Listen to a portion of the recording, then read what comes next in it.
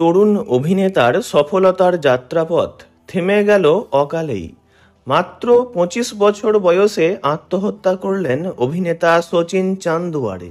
তাঁর পুনের ফ্ল্যাট থেকে ঝুলন্ত অবস্থায় উদ্ধার করা হয় তাকে। এদিকে শচীনের আপকামিং ছবি অসুরবান মুক্তির অপেক্ষায়। নিজের ছবি মুক্তি পাওয়ার আগেই থেমে গেল তাঁর পথ চলা।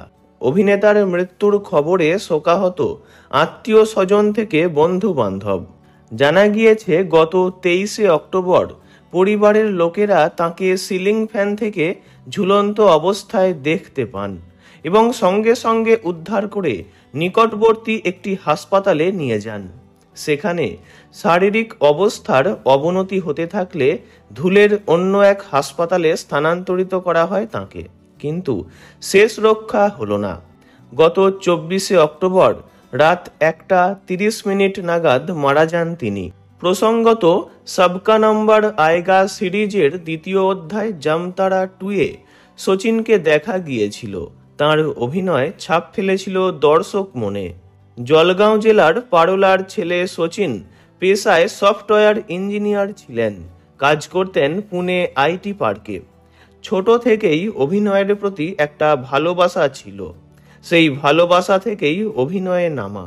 সফলতাও পাচ্ছিলেন, কিন্তু এক নিমেষে সব শেষ। তাঁর বন্ধু বান্ধব ও পরিবারের অনেকেই বলেছেন শচীন ছিলেন খুব কর্মঠ, হাসি খুশি এক তরুণ, যিনি ছোটবেলা থেকেই সবাইকে বিনোদন দিতে পছন্দ করতেন। তার মতো প্রাণবন্ত এক অভিনেতার জীবন 25 বছর বয়সে এভাবে শেষ হয়ে যাবে তা ভাবাই যায় না।